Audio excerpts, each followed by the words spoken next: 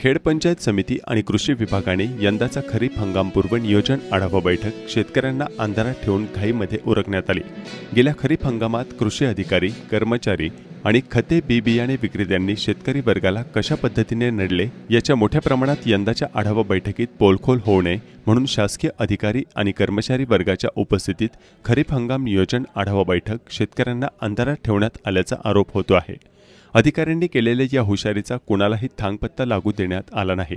मागील काळात झालेला गोंधळ बाहेर येऊ नये यासाठी ही दक्षता घेण्यात आली। या खरीप हंगामपूर्व नियोजन आढावा बैठकीला आमदार बाबाजी काळे, बाजार समितीचे सभापती विजयसिंह शिंदे, प्रशांत शेटे, प्रांत अनिल दौंडे, तहसीलदार प्रशांत बेडसे, गटविकास अधिकारी विशाल शिंदे आदी उपस्थित होते। आणि त्या भूमिकेतून गेल्या वर्षभरामध्ये प्रत्येक वर्षी ही खरीप हंगामपूर्व बैठक 1 महिना अगोदर या ठिकाणी का घेतली जाते